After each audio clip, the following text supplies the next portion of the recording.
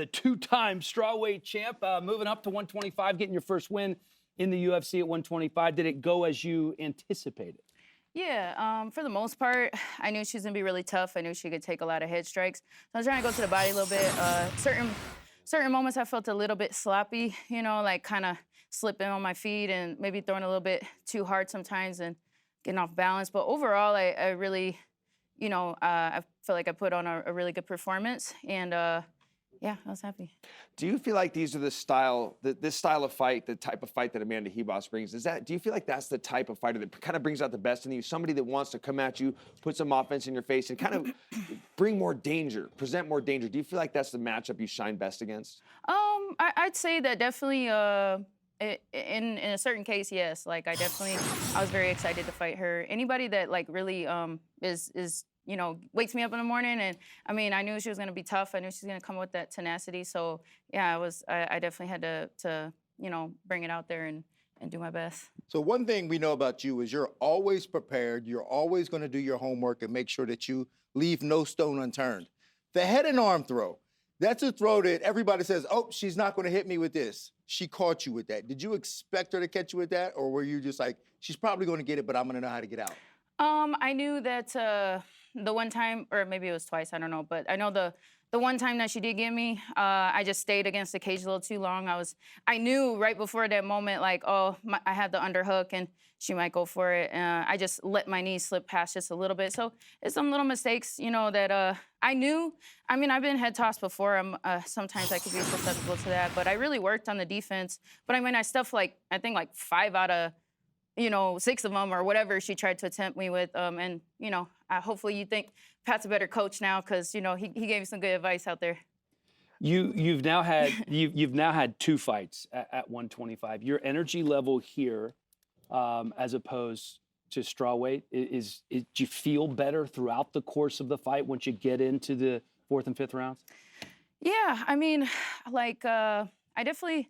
I feel like I had a little more size and more muscle, so I think just the speed sometimes, I had to really try to make sure that I was being what we're calling flicking the punches more.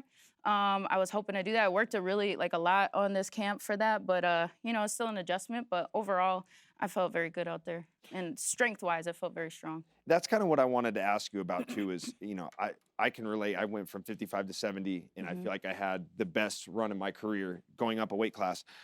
Kind of talk to me, how was this training camp different? Like, I know it's the 10 pounds, not having to cut the extra 10 pounds, but tell me more about how you felt. Like, how did you feel in the training camp? Where do you feel you benefited the most aside from just having to cut the extra 10 pounds? Yeah, I think it's a totally different journey now. Like, I feel like, and not only not being ranked in either division, so I feel like I'm starting from the bottom and working my way up kind of a thing, and just in everything, just in, what am I focusing on is, because before it'd be okay, I'm looking at these numbers on the scale, and now I'm looking at a whole other different number on the scale, so it just takes a little while to get adjusted, and I don't know, it's okay, normally I would always skip breakfast, and I would only eat 2 meals a day, and running all these crazy miles, and now I'm just okay, let me sprint more, let me only run half the distance or half as much, That makes sense. Like that. More lifting. Yeah, more lifting. Yeah. You look good. You look fit. Thank you. So I'm glad you brought up that whole coaching thing because I'm going to be hard on everybody because I always want to see greatness. And when I see someone who's capable of giving that and they don't, I'm going to be hard on them. Now, with that being said, the chemistry that you have with Pat, I think is tremendous. I think that's beautiful. He's someone who seems to have been with you throughout the better years of your career. Can you talk a little bit about the chemistry that you and him have in terms of coaching and your relationship? 100%. And I think, he's my best friend and he knows me better than anybody. So I feel like he gives me tremendous advice all the time. Maybe sometimes, we butt heads too, and so I feel like that relationship is most important to have. And nobody's perfect, but ultimately, dang, I forgot what I was going to say. But, I don't know. He's my best friend. So I take it a little personally when certain things are said. But I appreciate the criticism. Look at I take a it to handsome heart. devil over there. We just threw him up on camera. I'm glad I'm not the only one who forgets what I'm going to say. You made me feel a little bit better there. So you said a little bit in your post-fight interview. You're going to be watching Manon and Aaron, obviously intently next week. Perhaps Macy could be in the future. She's looked really good. Is there?